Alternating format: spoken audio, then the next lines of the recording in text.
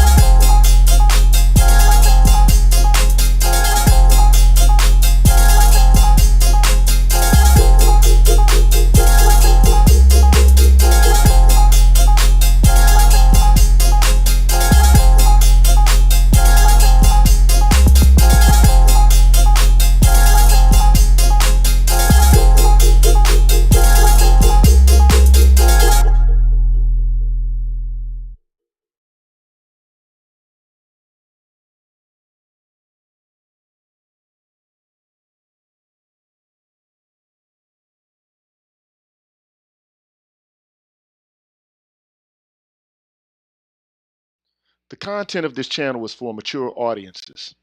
Parental discretion is advised.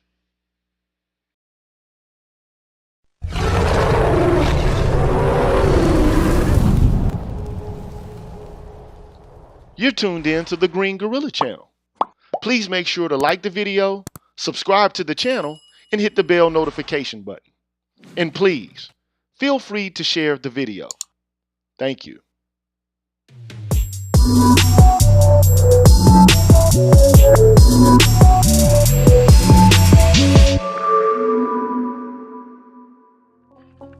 What's good? What's good? What's good? All my people out there in YouTube land, what's cracking? What's happening? I'm GG, the G with a PhD, and you're tuned in to the Green Gorilla channel. The place where black men can express themselves freely, straight up, no chasers. And I mean straight up, no chaser. Now, before I get things started, as I always do, I gotta give a shout out to all my gorillas in the midst, all of the members of the Green Gorilla channel. So let's get that started. I want to give a shout out to Black Dog, Odd Collard, The Face, Craig, Raphael Brown, Omni Americana, Deanne, Donald Watts, Barry Little, Ryan Jackson, HipHop.CATV, Coach DC, The Remedy, Kashif Caldwell, Infamous Chillin', I Am Black Man, John Reads Too Much, Nichita, True King 337, B Hillfire, May Rest in Heaven, Force Windu, Mr. Blue Collar, Urban Nomad, Barnolas, Kyle J. Suarez, I'm Just Jules, The Book of Ronin, Ab Media 83, Damon Harris, Brian McMurray, Mr. Lou Meth, TD Hip Hop Media, Drew Main, Shop Talk Live, Mr. Heat, Afro Analyst, NEU, Ronan Martin, Isa Abdul Zahir, Sir Anthony, Deshaun Nolly, MLR, Charles Rogers, Universal 178, Black Swerve 404, Rashid Barnes, Aaron Smith, DH, C-Truth the Revelator, Gold Professor, The Nameless Protagonist, Black Pill Ned Stark, Arthur Unknown, Dr. Tiasan Johnson, Brian Williams, Kalon Jakala, Sherrod Martin, Ricky Dawson, Cedric Bowman, True 7360, BK Born Shaheed, James Washington, Hostile Adept, Seven Coast Dojo, W Pure One, Rogish the Billmonger, I Care, BGS Ivmore, Marvin Battle, Kwaku 217, S. Hayward, Dragon 59, Supreme Ivmore, Adrian Hicks, Jay Bailey, Mr. Michi, NEU again, Momal, William Ruffin, what's up, dog? And Asangwa. I'd like to give y'all a round of applause for all the help and the support that you've provided me with my short tenure here in YouTube land. Y'all. Y'all deserve a round of applause. Thank you so much for helping me to improve the quality of the content of the channel and the aesthetics of the channel. Thank y'all. I appreciate that. So, KC lost the game, man. And Tom Brady, once again, wins another ring. And man, I can't stand Tom Brady, man. Don't like that guy at all, man. I don't like him at all, man. But hey. All I can do is say, hey. Hats off to you, man. You're going down in history. You're one of the greatest quarterbacks to ever play the game. So, hey, Tampa Bay, man, they did the damn thing yesterday. And, in other news, my father's doing much better. He's already at home, been home for a couple of days, and he had an ischemic stroke. But he's in good health. He's up, walking, talking, getting around, fussing, cussing, the whole nine. So shout out to my pops, man. God bless you, man. So, I kind of been putting this stream off for a while because I kind of felt that I started off doing, commentary about media images and black men, but I kind of pulled back from it a bit because I noticed that people weren't watching those videos. I guess they got tired of seeing that theme being rehashed over and over again. But the Face, man, he pushed me, he cajoled me to do it. So here I am doing it, man. And shout out to all y'all out there. Shout out to Mr. Lumef, Barry Little, Damon Harris, Cameron, I see you, dog. Keep making them funny ass sketches, bruh. Man, that shit is hilarious, man. Shout out to all y'all, man. And AKA Ellie, who finally caught me live. Shout out to you. So, I'm just gonna play this little video right quick to show you how you can become a member of the Green Gorilla channel if you are so interested. And then when we come back, I am going to show you what I have to present. So let's just do that, man. I'll be back in a second. Yeah, I'll be right back. What's good, everybody? I'm the G with a PhD, and you're tuned in to the Green Gorilla Channel, the place where black men can express themselves freely, straight up, no chaser. Today, I want to introduce you to my new membership program that consists of 5 levels where you can invest in the Green Gorilla Channel on a monthly basis and receive level-specific perks. Memberships are special because they improve the quality of the content of the channel and will help me to be able to keep the channel going. Now, to participate in the Green Gorilla Channel membership program, all you have to do is hit the join button, which is located right next to the subscribe button on my channel page. Now, for all of my subscribers who decide not to participate in my membership program, nothing will change. The content will keep coming the way it always has. Thanks for watching, and be careful out here, people. Bless. All right, we back, man. The memberships are important, man. They help me to sustain the channel and to keep it going. And that's it, and that's that. So let's get right to the business, man, that we are here for. And that is to talk about Viacom and how Viacom is a major purveyor of anti-black misandry. So let's just get right to it.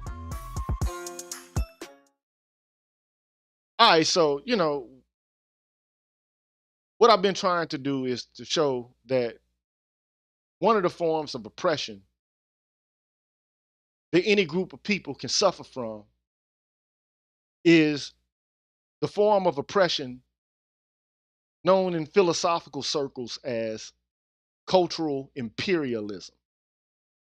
And one of the ways cultural imperialism is enacted on a group of people is by the mismanagement or the misrepresentation of their imagery and their iconography, the way that the world views them, the world sees them, especially when it is the case that you got a group of people who've been subjected to some of the most horrific conditions that any group of people have undergone in the history of this planet.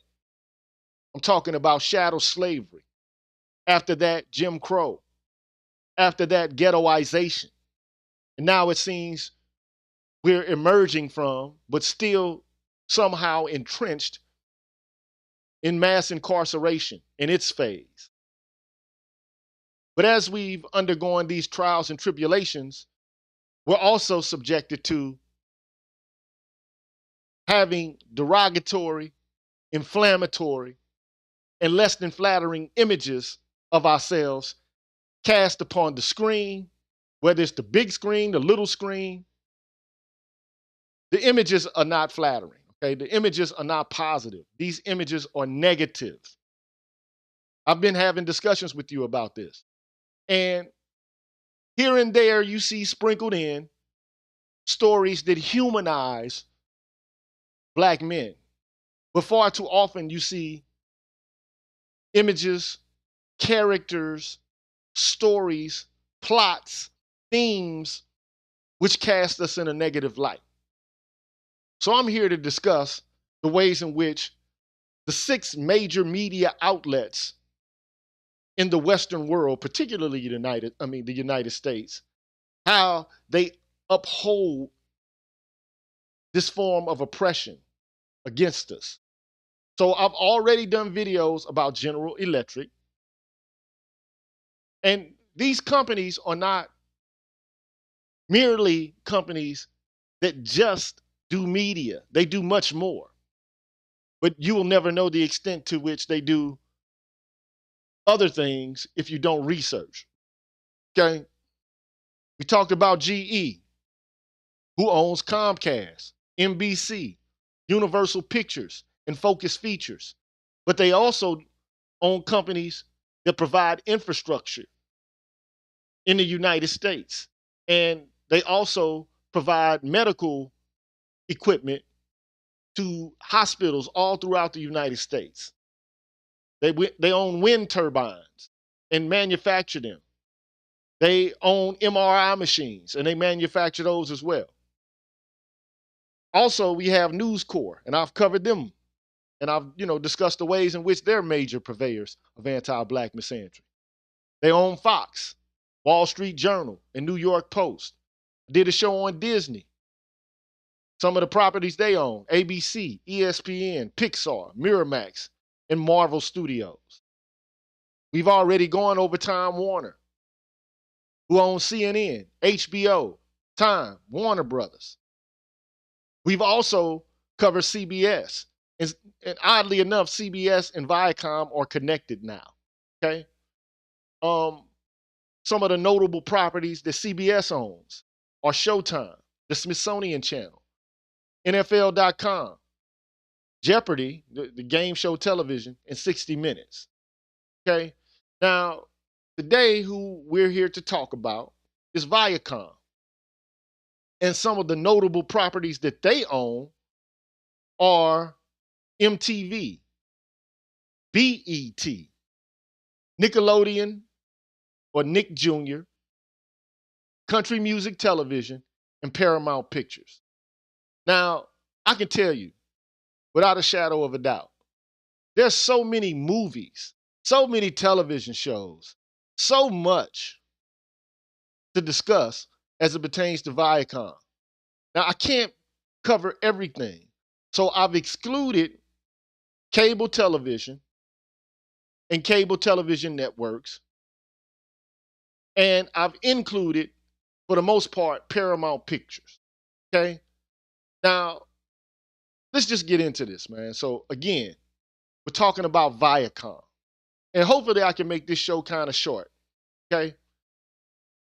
Now, I have to just be honest, and I've covered this slide. I was going to kind of go into what they own. They own Paramount Pictures, Showtime, CBS, BET, MTV, Nickelodeon, the CW, Pluto Television, 10 Australia, CBS Sports, the whole nine. And yesterday's Super Bowl, the Super Bowl was cast on CBS Sports. Okay, but you know this already. Okay, you know that there are many subsidiaries to Viacom. But I have to be honest and admit, Viacom has put out some good movies. So I'm going to talk about the good before I go into the bad. All right.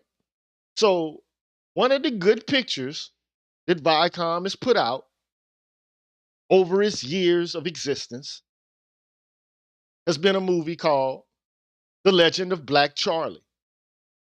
Now, I don't know if you know who Fred Williamson is, but he's, popular actor, and he played the role of Charlie in this movie, The Legend of Black Charlie, who is a slave who kills a white man in self-defense, and then he heads west in order to elude the pursuit of a slave hunter. So this, to be quite honest, it's a good movie. And it doesn't cast black men in a stereotypical light. It kind of highlights the strange relationship between white men and black men during slavery, and it attempts to humanize or to at least rationalize violence from black men in that situation. So he's the protagonist of this story. So I can't hate on that. I can't. That's something I can't hate on. All right. But there are others that are also, to some degree, charitable in their treatment of black men. There's a movie called Hit, which stars Billy D. Williams as an agent by the name of Nick Allen. And in the blurb, it says he's in possession of his own idea about how to fight the war on drugs. Take it to the source, take it to the root. And the whole issue is, okay, let's cut the big traffickers down. Let's cut them down. So Embittered over the drug-related death of his teenage daughter, so obviously she had an overdose, Nick sets out to bust it all up. And, the blurb goes on to say, with stone cold intensity, he locates and trains a dirty half dozen recruits for a commando raid on the kingpins of a French drug syndicate. Each recruit has his or her own reason for being part of the death squad, and each has a lethal take no prisoners specialty.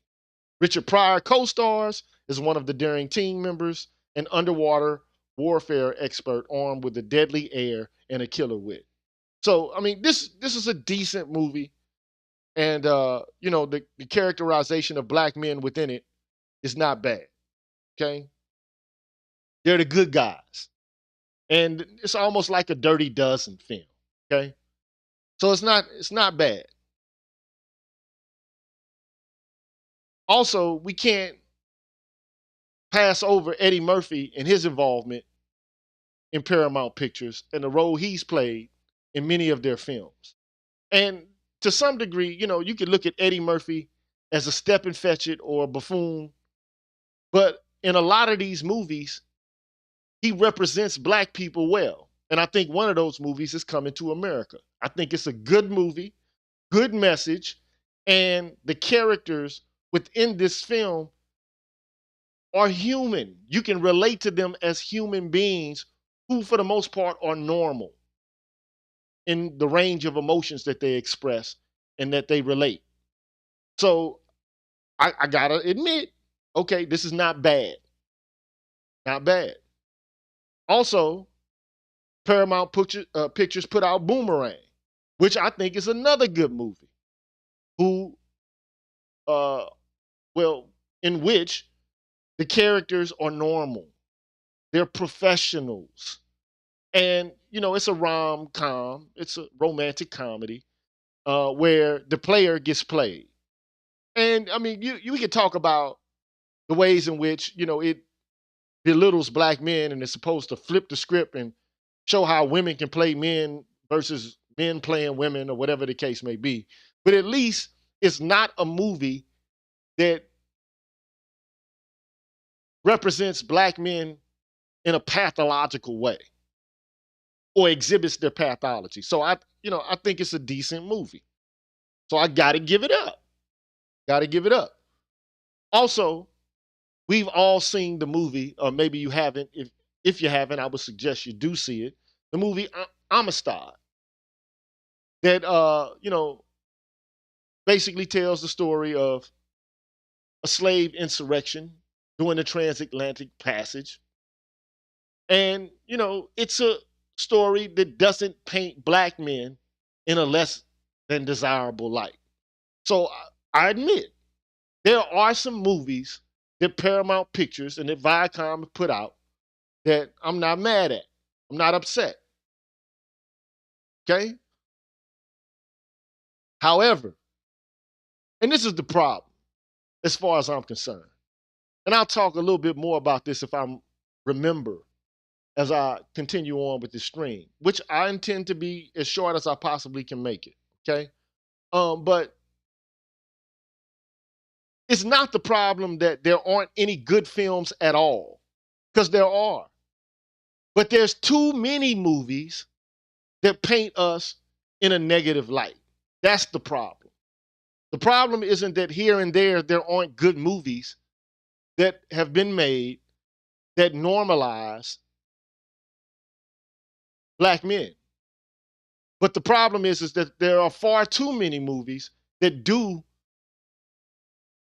exhibit or that they, cover that only show black men in a unidimensional way. They're sexist, rapist, abuser, violent, drug dealer, basketball playing, gun toting, rootin' tootin' shooting, dope selling fool. We're more than that. And even if we do those things, at least could you have a movie that highlights our humanity, that demonstrates our humanity while we do that? I mean, they have movies that do this for others. Why not us? But anyway, so, also Morgan Freeman has also graced the screen in many Paramount films. And, you know, excuse me, in Kiss the Girls and in many films that he plays roles, he is a protagonist. He's the good guy. He's a boss of some kind or a detective of some kind. Or the elder person who is the voice of reason, right? The elder black man who's the voice of reason. So, you know, I, I, I got to give it up to Paramount for that portrayal, right? Or his, involvement in portraying characters with depth, right, and substance and heft, as opposed to shallow characters that are merely stereotypical. Another good movie is The Wood. I don't know if you've seen The Wood, but in The Wood, which is short for Inglewood, you have a story or a narrative about black men coming of age, African American men, and they are normal. They exhibit a full range of emotions and psychological complexity. They're not just stereotypical drug or gang related individuals who are just popping off, living in misery and dysfunction. So I mean, it's a good movie. I thought it was done tastefully. Okay, so I got to give it up. I got to give it up to that. Okay, got to give it up for The Wood. But let's talk about the bad. And there's more bad than there is good. And this is the problem. And one of the things people have to be aware of, and I've said this in the other videos that I've done prior to this one, and there's a playlist on my channel page. If you want to see the other videos, you can go there and check them out. Okay, but there's too many that paint us in a single way as problematic, as living in poverty, as exhibiting violence. And these movies that are being made that use these stereotypes, they have an impact on how the public perceives us. Because many people, the only people they know who are black are people that they see on the screen. If we don't have characters that exhibit a full range of human complexity and diversity and behavior, then people come to perceive us as just unidimensional. They come to see us in a very stereotypical way. And that's problematic in and of itself. But unfortunately, it's not just other groups of persons who come to adopt this view or this vision of black life, about black men. It's black men themselves who internalize these images and the iconography, and they begin to harbor negative stereotypes about their own selves. And that's the problem that I think is the biggest problem related to black misandric movies. Okay? So let's talk about the bad. And this is in no chronological order, but I do want to, talk about a movie that was made very early on. I think 1968. I mean, of course, they got movies going back to the 30s and 40s, but you don't start to see black people on the screen except as mammies and domestics. Or every now and then you'll see the black man who needs to be shot and killed or something like that. But prior to that, you don't see very many black faces on the big screen, right? But in the 60s, you start to see a proliferation of black faces on the screen as much as they allowed. So let's talk about the bad. So there's this one movie called Uptight. And just look at the premise. Look at the blurb for the movie, man. It's from an acclaimed director, a man named Jules Dassin. And it's a remake of a 1935 film, right? The Informer. Okay. And why black people have to be in a movie like this, I don't understand why you had to, put black people in this remake. But I guess it was fitting for the director. I guess, he wanted to exhibit black people in this terrible tale about an informant. So it's set right after the death of Martin Luther King Jr. And there's a character, his name is Tank Williams, and he's unemployed, down on his luck, a steel worker. And he turns his friend in to the police so he can get a cash reward. And then his friend basically sets out a plan of revenge in order to kill Tank.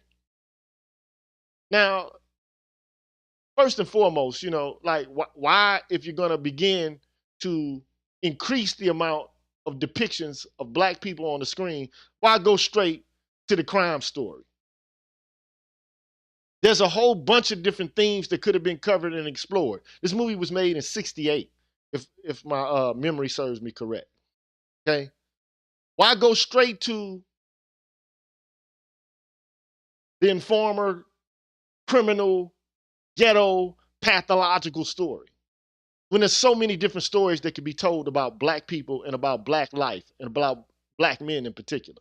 Why go straight to that? But that's what they did. Okay, so I've been talking about this. Negative associations of black people are exaggerated in films like these. And then also, you got to think, what black person just dry snitches? It's typically, if you snitching, at least it's for a reason. You know what I'm saying? At least you're in a jam or something like that. No, not that. This man is just basically dry snitching on a friend in order to get some money. Who does that, man? That's some straight bullshit, man. Straight bullshit.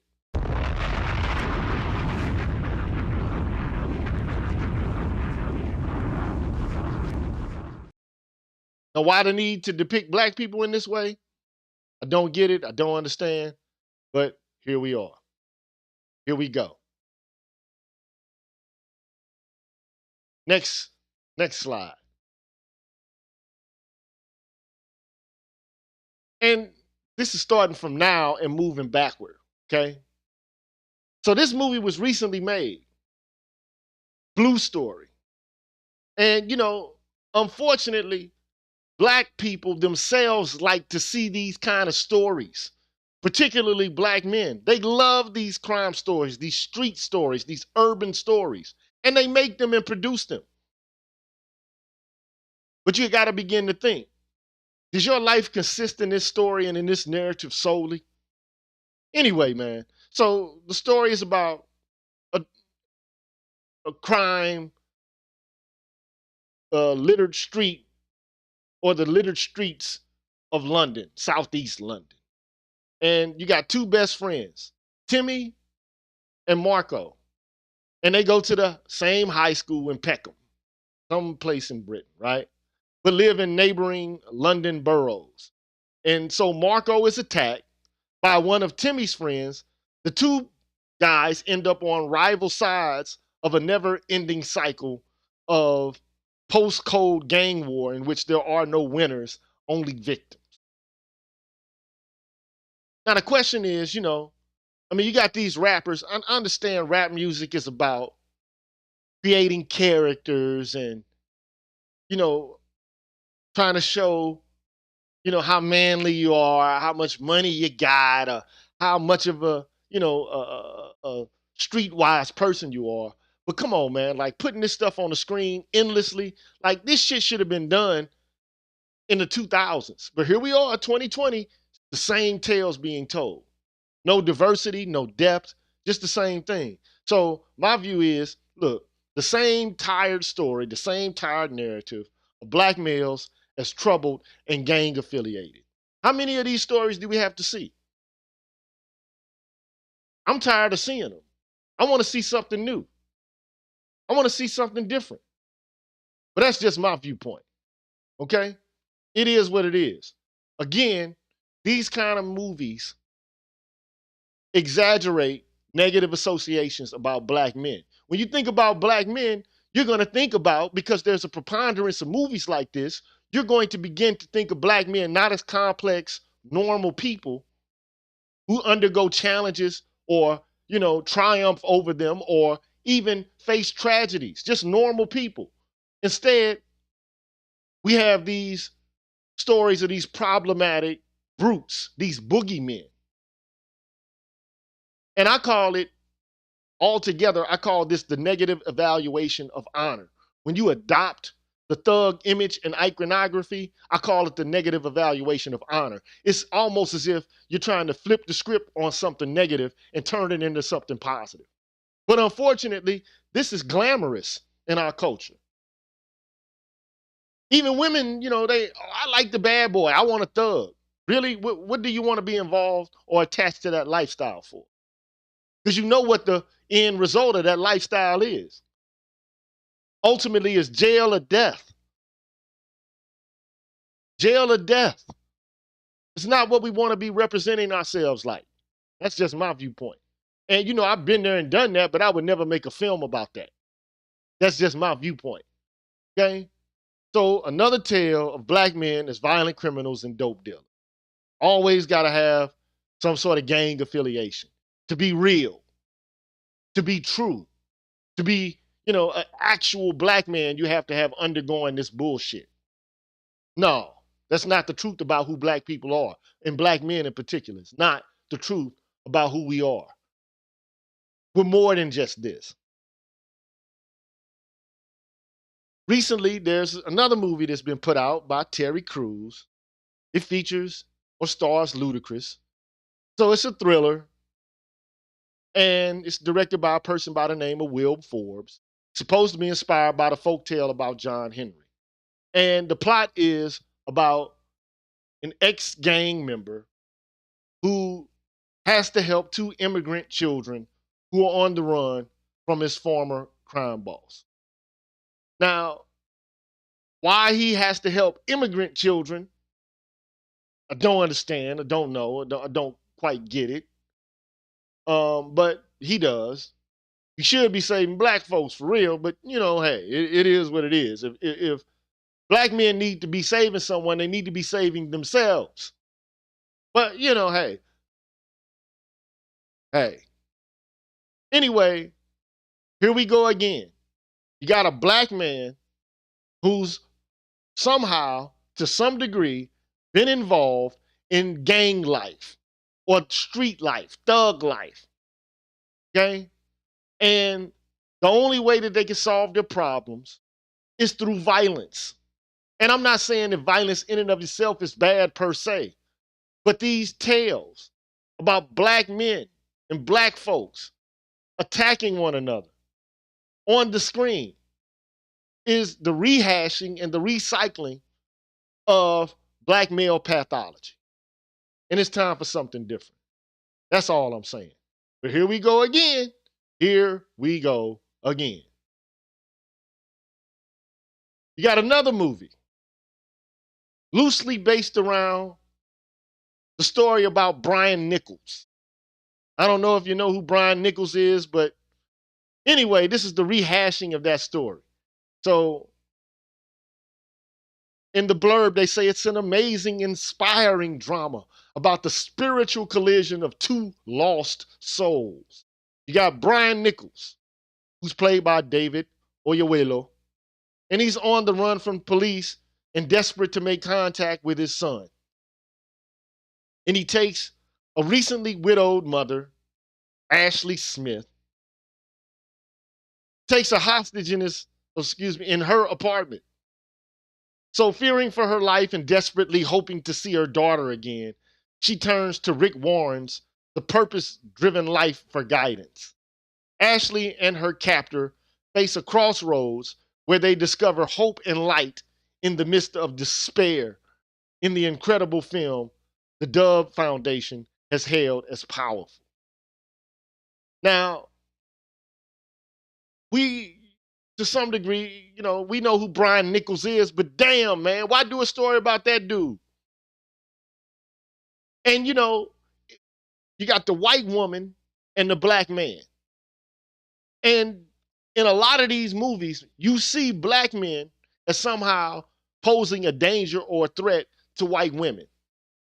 But how hope and, some sort of kumbaya sentiment rises out of this situation, I don't understand. But it's powerful. It's compelling and gripping. They find hope, and light in the midst of despair. Anyway, man, again, you got negative associations which are exaggerated. You got black men as criminal, terrorists, and now abductors. If they aren't rapists and brutalizers and beaters, they're terrorists and abductors. Now, again, as I said before, there are some movies which portray black men in a positive light, but they're not enough. There are more negative films about black men and their activities and their behaviors than there are ones that normalize them. Now, if you go look at Paramount Pictures, just look at all the movies that have been made. Just go look. Just screen your eyes. Just take your eyes and look at all these movies. And you see white people playing normal roles, doing normal things. But when you look at black folks in these movies, you see us doing this shit in their movies. That's what you see. Then you got same kind of different as me. Now, it's an adoption from a New York Times bestseller, and it's supposed to be based on a true story of friendship, family, and forgiveness. You got this art dealer, Ron Hall, and his wife, Debbie, and they have a perfect life. But their faith and family are tested, and they begin to forge an unlikely bond with a homeless drifter. Guess who that is? Some miscellaneous black man. And it is the case that black men are overrepresented when it comes to homelessness. But that's not all we are. We got more black men with homes than without them. But here we go. Here we go. He leaves them this benevolent, broken, and homeless black man provides some sort of moral insight to these bourgeois white folks who have the perfect life. Like, what is this, man? In the imagination of white people. You got magical Negroes. So that's what I say, man. You got the negative association, which is exaggerated because the poverty narrative is part of how black people, particularly black men, are portrayed on the screen. You got the poverty narrative.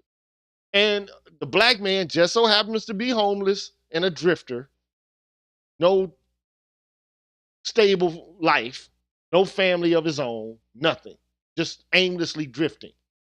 And he is magical, kind of hyper moral, like a magical, benevolent Negro who works to save the relationships of these bourgeois white folks. Like, for what? Motherfucker, I'm homeless. What do I have time to fix your bullshit bourgeois life for? I'm homeless, man. But this is the imagination of the white mind. I just don't understand it, man. I don't get it. But hey. Then you got Chocolate City. Now, I've seen several movies like you got The Players Club and movies, now they got some shit called P-Valley on Stars or something like that where, we talk about stripper life. But anyway, welcome to Chocolate City, where the music is hot, the mood is magical, and the exotic male dancers are simply two snaps in a circle. Delicious. So women go wild as these tone-talented men make fantasies come true. The arrival of a young, new exotic dancer has the spot sizzling like never before. At home, he is Michael, an inner-city college student struggling to help his mother make ends meet. Now I'm going to say something about that. But anyway, however, when his part-time job doesn't pay the bills, Michael begins to find success at a nightclub dancing as Sexy Chocolate. As the money starts rolling in, Michael must deal with the unexpected pressure of being the female clubgoer's favorite flavor while hiding his new job from his mother and girlfriend. So he's out hustling, trying to hide his other life as a male stripper from it, from his mom and his girlfriend.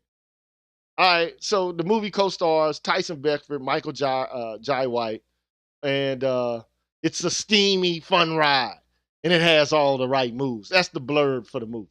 Okay, Paramount Pictures. Now, anyway, man, Dr. Johnson has said this on several occasions, where in this culture there's a trope of black men as walking penises or walking phalluses or phalli. And, the portrayal of black men as sexual objects. This is not a positive image to be cast on the screen. I'm just pointing that out.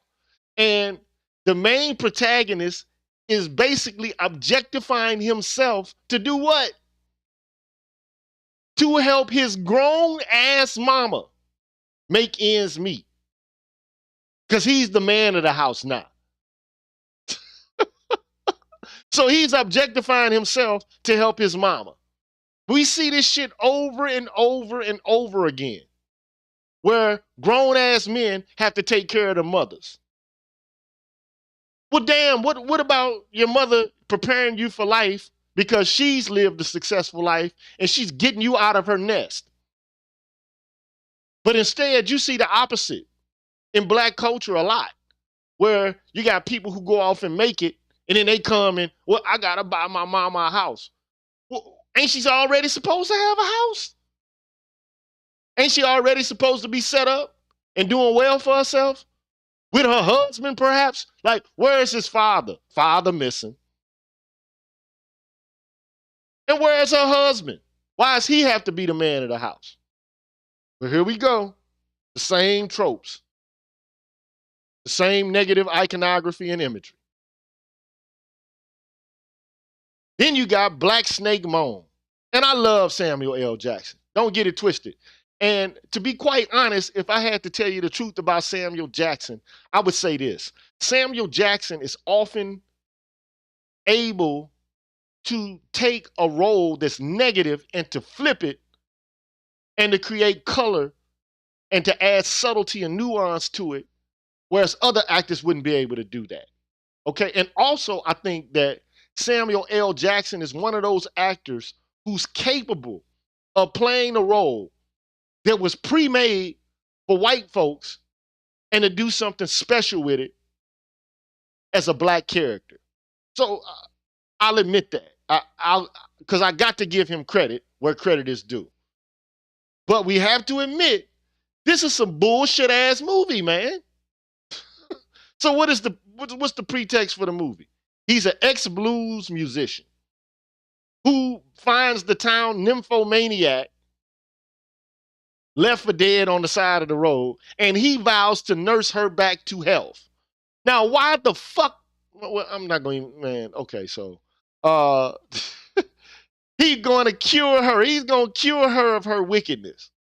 Until then, she'll be chained to the immovable radiator in his home. So you mean to tell me you're going to help this lady out because she's a nympho by tying her ass to a radiator, man? Save her for what? Save her from what? You're going to purify this white woman, man, and turn her a hoe into what? An upstanding chaste woman? The pretext for the movie is straight bullshit. But Lazarus has demons of his own. His wife just left him for his own brother. So he's punishing her because he really wants to punish his wife for being a whore. While Lazarus and Ray struggle to fix their broken lives, the situation threatens to explode as Ray's boyfriend, Justin Timberlake, he's a thug from the streets, right? Yeah, Justin Timberlake. the NSYNC boy band guy, the bye bye guy, the every little thing I do, I just can't seem to stop thinking about you shit. He's all of a sudden hardcore. A roughneck soldier coming back from Iraq, and he's searching for his missing nymphomaniac lover. Anyway, again, negative associations are exaggerated. The black man kidnaps, abducts, falsely imprisons a white woman of all people in order to save her from herself. For what, bruh? Why? What man, black man, in his right mind is going to do some shit like that? I'll wait. Tell me, which black man is going to do something like that? Come on now. Come on, keep it 100, man.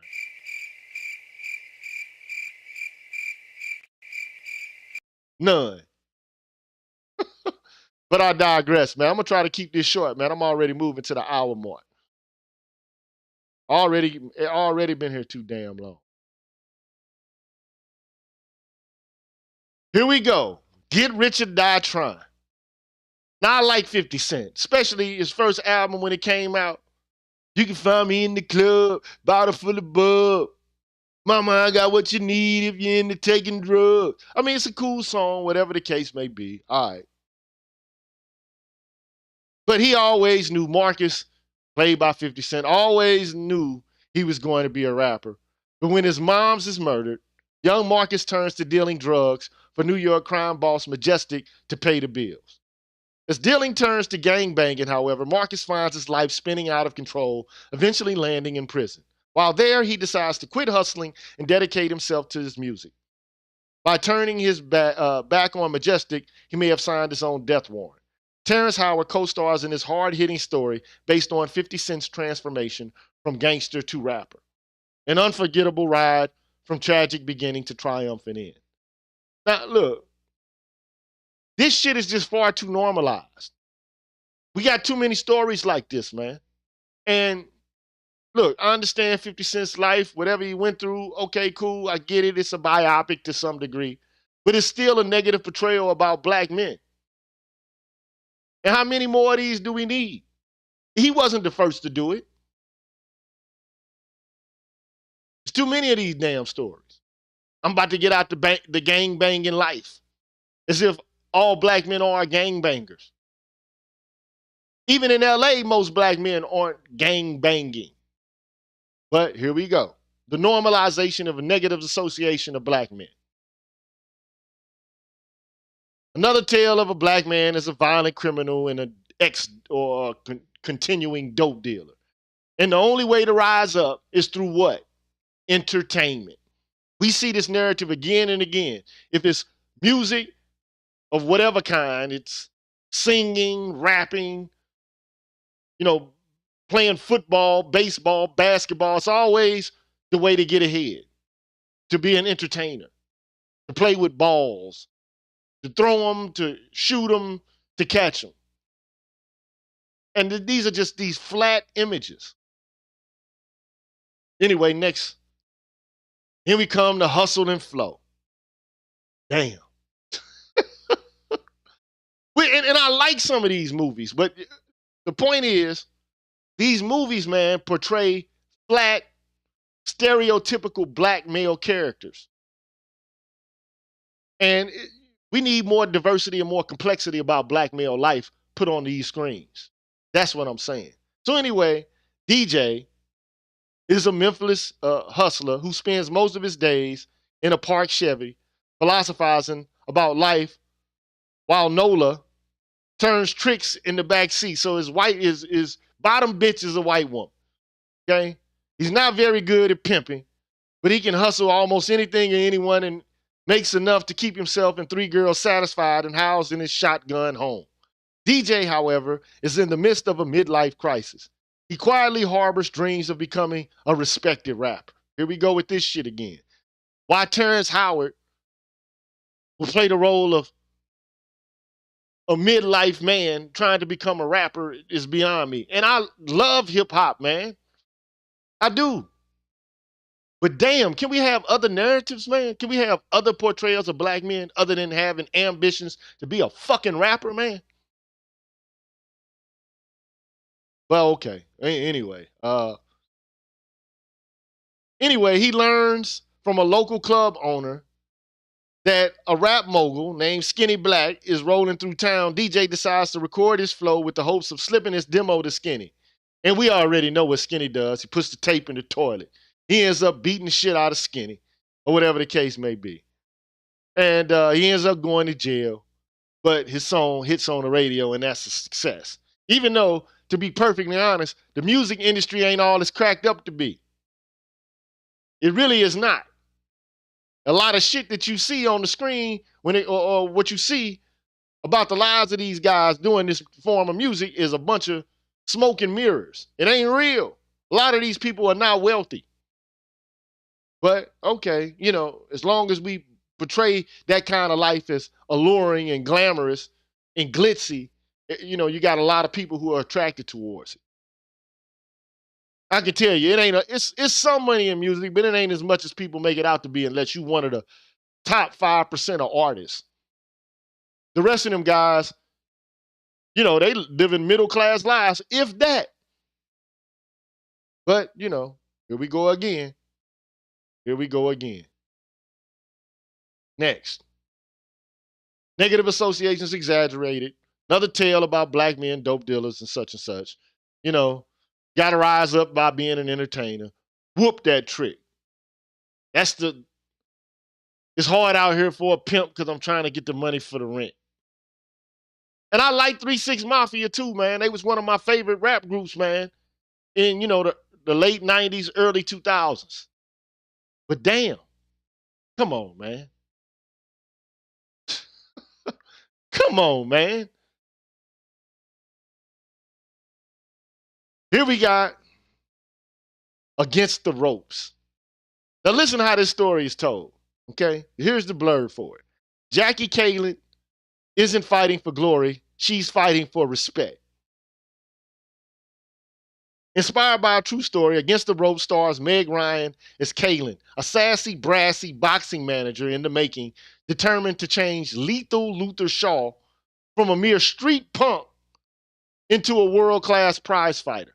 Now, already I'm taken aback by this. So he's a punk. But she's a sassy, brassy boxing manager. Like, come on, man. Like, where did they make this shit up at, man? Anyway, to help Shaw rise to the ranks of a number one contender, Jackie coaxes veteran trainer Felix Reynolds out of retirement. But before they can all realize their dream of a championship bout, they must first learn what it takes to stand in each other's corner. It's not about how you fall. It's about how hard you fight back when you're against the ropes. Again, the negative associations are exaggerated. The roles of black people are limited in scope.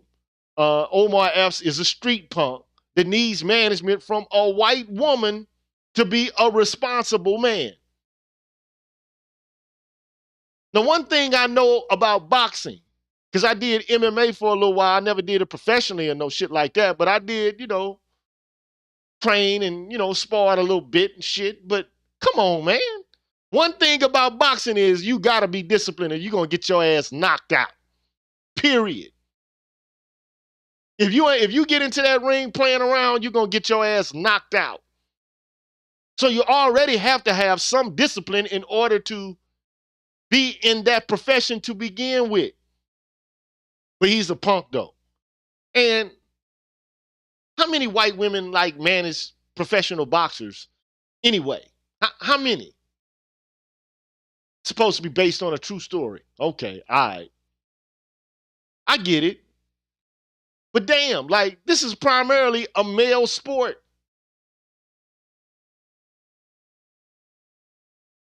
Okay, oh well. Anyway, here you got a white woman as a boss managing a black man as if she would manage the life of her son or a boy. I find it problematic. But anyway, moving down the line so I can get to the end of this. And I like Cuba Gooding Jr., man. I think he's done some good films. He's been in some good stories or whatever the case may be. But here you got another black male criminal, a gang member, a mob figure.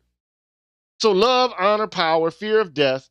People live for all kinds of reasons. Life becomes the ultimate battle when all you're living for is revenge. Joshua, who is Cuba Gooding Jr., is a hard-nosed collector for a ruthless mob boss. He lives in a world filled with brutal violence and beautiful women. But when he finds himself in the middle of a power struggle with the most dominant drug lord in the business, Joshua knows that one false move could cause everything to come crashing down. This movie is supposed to be packed with intense action and gripping suspense. This explosive tale of vengeance shows how just one wrong turn can lead to a dead end. And like, again, man, some of these stories are artfully done. But damn, how many of them do we need to be in? Where are our complex stories? Where are our complex narratives, man? Where are they? I want to see more movies like Best Man or something. At least that's a movie where black men are normal, man. Even though they are dysfunctional, they have their quirks or whatever. At least they're normal people. They're not all affiliated with crime. No wonder, black men are getting shot in the street by police and even themselves. Because the imagery and the iconography is all centered around us toting guns and doing illegal shit. And it's not even an accurate or a realistic portrayal about the kind of shit that goes on in the context of this kind of life. But oh well. Again, negative associations are exaggerated. You got another tale of a black male as a violent and criminal killer. There you go again. Then we got Marcy X, another Paramount picture. And, they got Damon Wayans looking quite bootylicious on the poster for this movie. Looking real effeminate. But anyway, Marcy Feld, the blurb says, doesn't know about rap.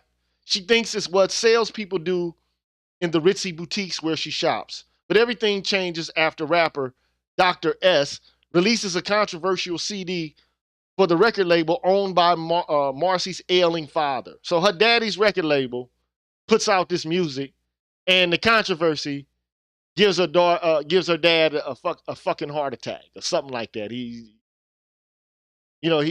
like Fred Sanford gets heart attacks. Her dad has one, some shit like that. And she decides to step in to save the reputation of her father and his business. With the help of some white ladies, her posse of pampered girlfriends who live this bourgeois, ritzy, glamorous life, they come in and clean Dr. S's act up. And to succeed, she'll have to take on hostile reporters and a power-hungry senator and Dr. S's dangerous girlfriend, YOLO. This is just some bullshit to me, okay? Why this would even be considered marketable in the first place is beyond me. I guess, it came out around the time, or a little bit after the time, Luther Campbell was going through his ordeal with the 2 Live crew. So I guess they wanted to, cash in on this kind of story or narrative. Okay, whatever. Anyway, you got the filthy rapper who cleans up his act because the moralism of some rich white woman, some bourgeois white lady. Like you see a lot of these stories where white women come in to save black men from themselves. When like a lot of problems that black men have faced historically have all been centered around the malevolent or suspicious actions of white women. A lot of lynchings took place, thousands, over the words of white women or the honor of white women. Now they come to save us. You already just seen a couple of movies with that trope in it. That's bullshit to me. Anyway, she saves this man and her father at the same time. To me, the movie is just some coonery, buffoonery bullshit. That's how I see it. But hey. And last, I think this is the last thing. We got the movie Juice. And look, I love the movie Juice, man. I think Tupac did excellent in this movie. I think Omar Epps performed excellently in this movie. But it's the same fucking story again and again and again, man. It's the same tale. So you got Bishop, Raheem, and I like Raheem in the story. And I like Steele too, Jermaine Hopkins. These are all great actors, man. Many of them, are rising to ascendancy in the entertainment field through this movie. But you got four Harlem friends who spend their days skipping school, getting into fights, and shoplifting. The only member of the group who has plans for the future is Q, who dreams of becoming a DJ. Here you go again. But one day, Bishop happens to see James Cagney in White Heat, and the film inspires him to buy a gun. His plan is to rob a corner store and to split the money. Everyone goes along with the plan except for Q, who is competing that night at a DJ contest. At the club, Q is arousing success, but he spies the stern faces of his friends through the cheering crowd and realizes that he has to go along with the robbery, which goes completely wrong. So at least the shit goes wrong, okay? But damn, here we got another tale and a stale depiction of black men as hooligans, criminals, and delinquents. So that's my view about it. You got the exaggeration of negative associations. Criminals, thieves, delinquents. And the only way to rise up is through the entertainment industry. So that's my take on it all, man. And look, I don't have a problem with there being some tales of black men related to criminality. But when you see movie after movie after movie of black men doing the same things, engaged in the same activity, then if you really don't know black people, you're going to think that that's all black people have the capacity and the ability to do.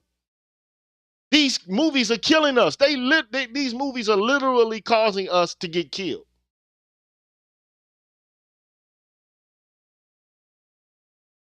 And look, I don't have a problem. So Man Friday says the movie might have been an original product of its time. The 90s was rough. Yeah, the 90s was rough. True indeed. I understand that. But it's like, again, the occasional tale. I would encourage you, look up Paramount Pictures. You got white people playing mob roles and mob figures as well. But look at the majority of the films that white people play in. Just look at the bulk of movies and the variety of different characters that they are able to play within the context of those movies. They're all over the gamut as it pertains to station and rank in life, career and ability, normalcy and dysfunction. But typically what you tend to see again and again in these movies are black men playing the same prototypical roles. And that's a problem. That is a problem. So we need more diversity in film. We need different characters. Again, as I said, yes, it is true. Paramount Pictures has some good films. Some of them are good. I mean, we're talking about a major movie house, man. So the quality of the movie is going to be good to begin with for the most part. I mean, cinematography wise, it's going to be done well. But damn, do we have to have these same kind of characters portrayed on the screen or in television or even in print media again and again and again and again? We need more diversity of characters. But the only people I think that are going to do that is us. We have to demand that that's done. We have to make them understand that this is not what we want to see. But far too often, this is what we want to see. And that's unfortunate. That is unfortunate. So at any rate, there's some comments that are being made in the chat, and I'm going to entertain those for a little minute, and then I'm going to sign off because I'm already an hour and 10 minutes in. I wanted to keep this relatively short. I could have talked about Showtime, but I kind of talked about Showtime the other day. But I'm gonna look at the chat and see what I see and comment for maybe about 5 minutes.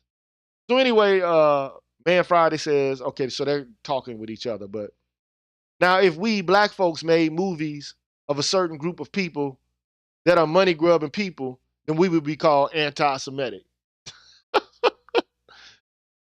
True indeed. Like if we had movies that only portrayed one people unidimensionally, and we had the capacity to project images about those people or that group, we would be called anti that group. I agree with that. I do agree with that.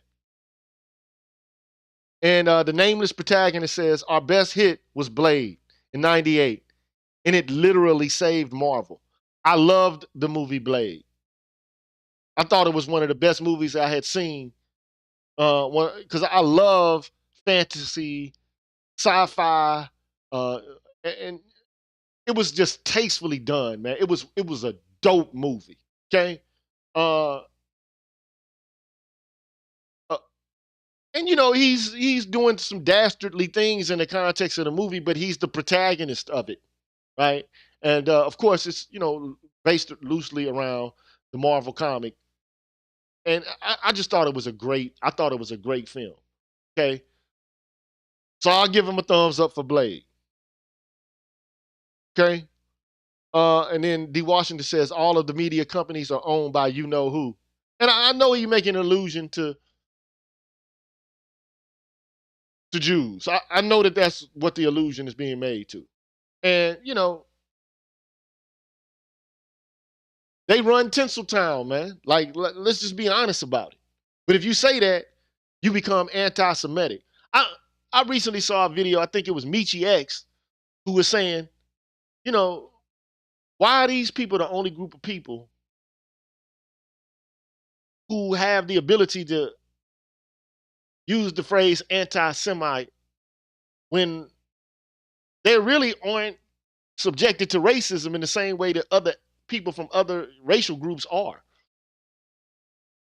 Like, how many people are able to even identify a Jewish person as a Jewish person? Like, how do you know that this motherfucker's a Jew?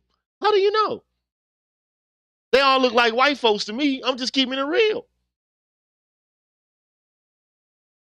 As a black person, I can't distinguish a Jew from a Gentile. I can't. Tell me how you do it. Unless that motherfucker got on the little hat. How do you know who they are? They just white folks to me. I'm just keeping it 100, man. They white people to me.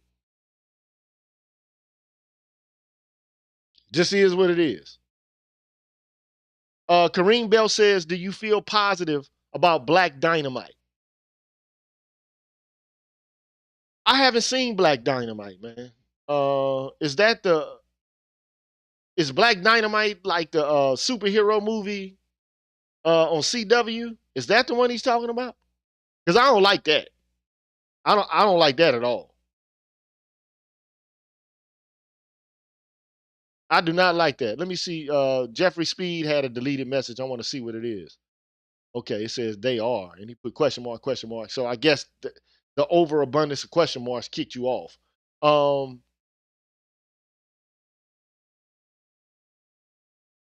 If Black Dynamite is that guy, then no, I don't like that, man. Too intersectional for me. Oh, Black Dynamite is a black exploitation film. Like, look, the black exploitation films were cool for a minute, but then I just don't like that genre. I don't. I'm cool with that genre. You talking about the one with Rudy Ray Moore?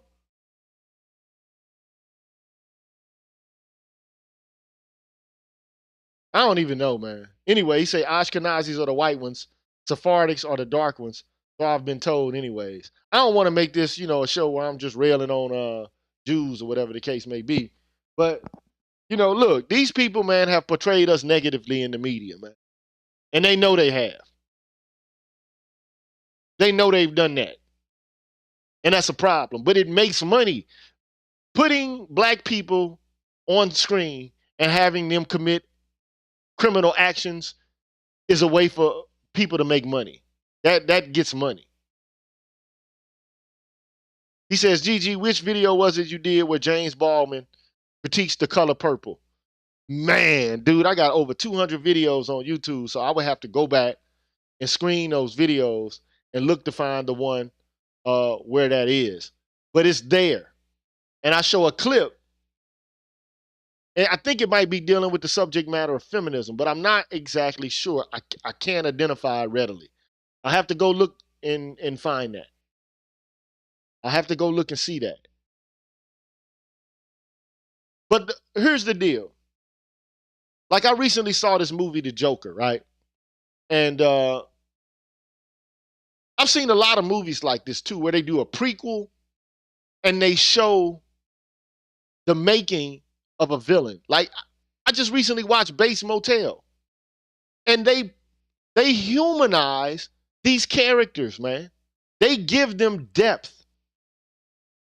So if you like, James Baldwin's critique was basically this: if you're going to show a black man on the screen, and he's going to be brutal and he's going to be pathological, you need to explain why he became that way.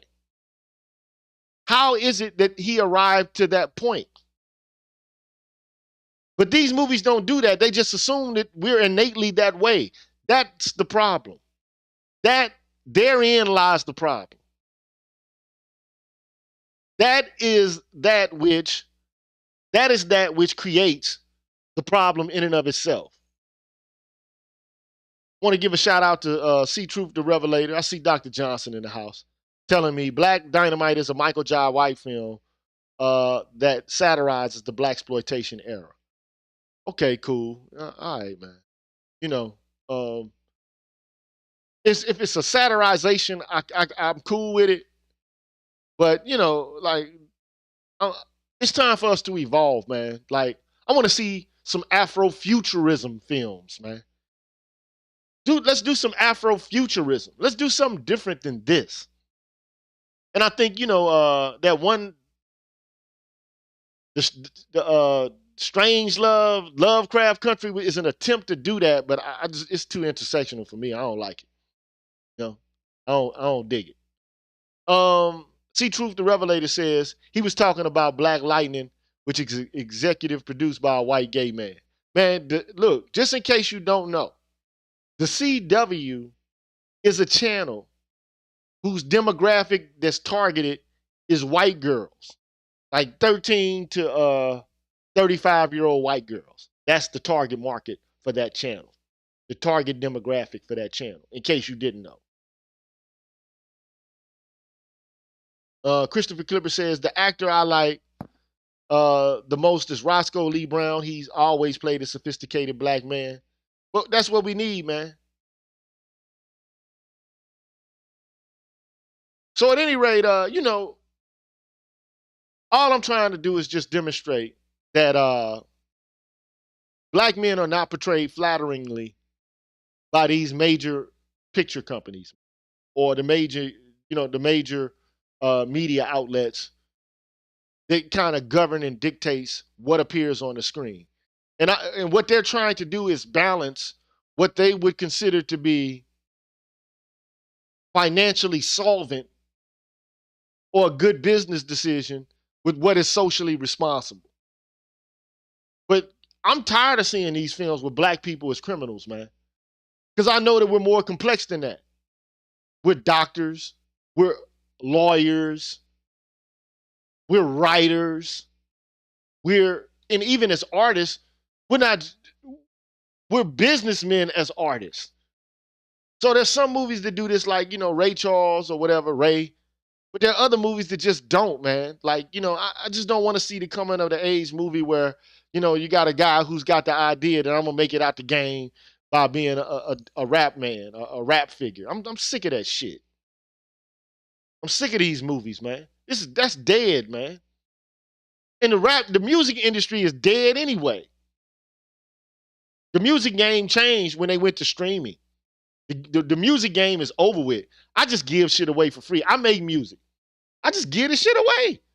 Now, if you can make money, but you got to be one of them top 5. Even back in the day, you had to be one of them top 5. If you do music, you got to do it because you love it. But like the idea that you're going to get rich, you're going to be one of them guys that make it, you got a better chance, man, of picking up a math book and becoming an engineer. You got a better chance of being successful at being an engineer, and you probably would have to expend less effort doing so and to take less risk doing so, becoming a fucking engineer than becoming a rap artist. I'm just telling you the truth.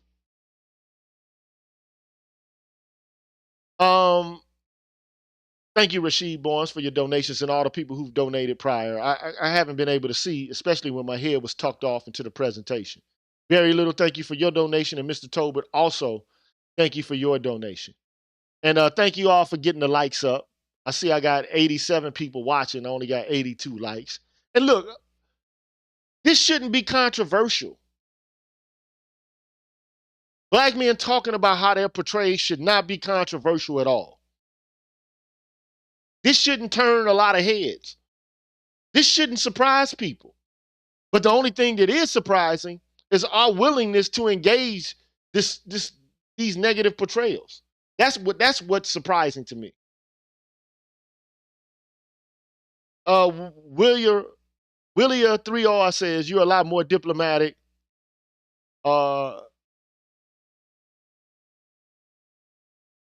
Than I am. My outlook of Hollywood is decidedly more cynical and darker. Christopher Clipper says, Gigi, thank you for this. We need more discussions like this. Show you right, man. Big up to you, my brother. The nameless protagonist says there is a lot of resistance to the idea of a black man acting fictional, modern, past, or otherwise. And they usually insist a black woman get out ahead in the same sentence. Well, you know what kind of world we live in now. It's a world where progressiveness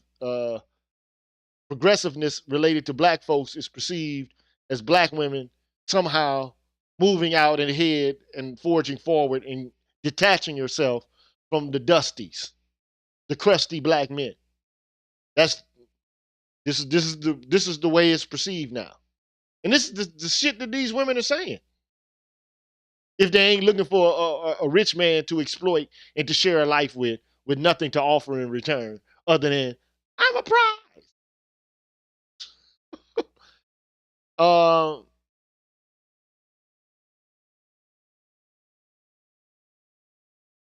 Black Huru Strike says there is a series called Bridgerton that features a black English duke romancing a white female aristocrat, and it is some fairly aggressive sex scenes. It's the most popular Netflix series ever. Man, let me tell you, man, what I think about Bridgerton. First of all, man, let's just be honest, man.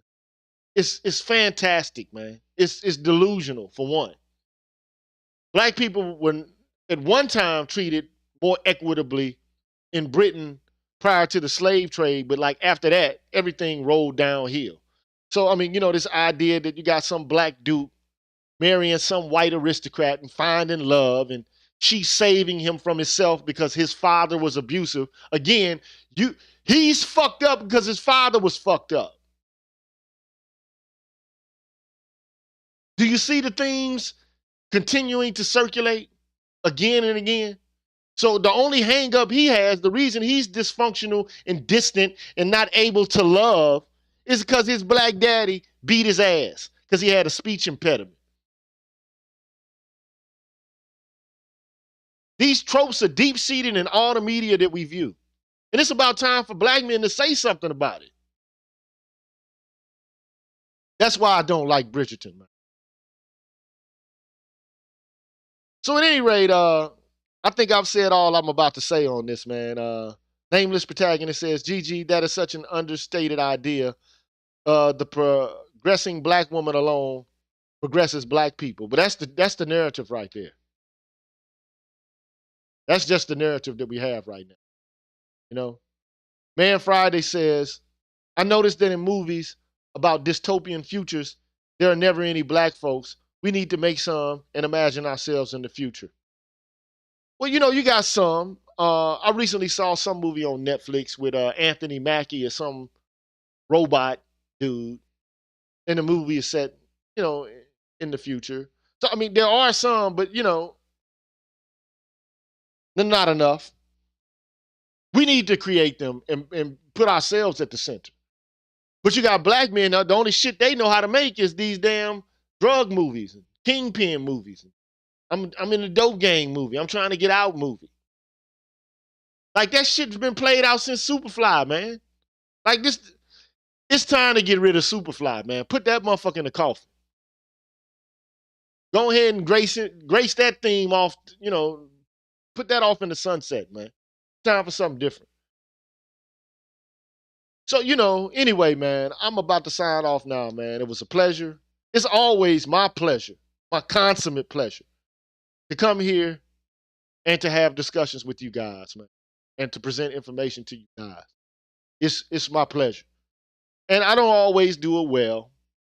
And often, I sprinkle in a great deal of vulgarity and profane language, and I hope you can bear with me with that. But at any rate,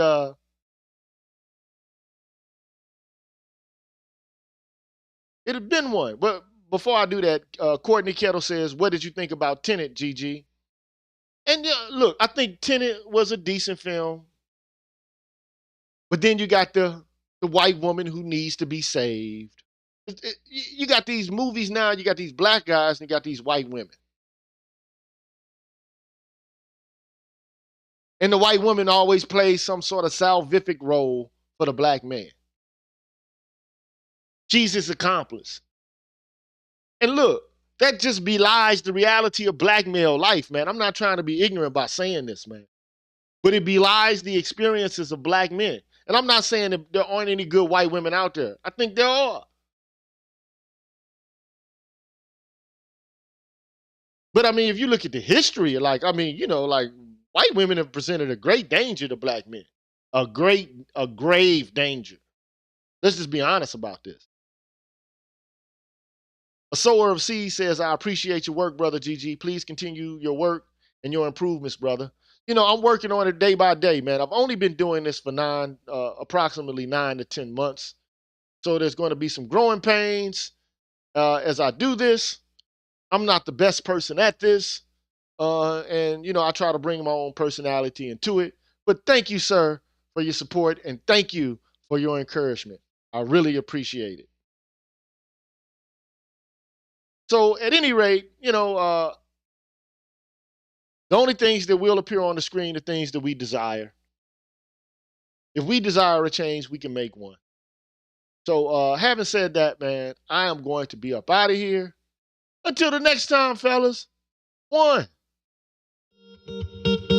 Another GGB. I'm out of here, man.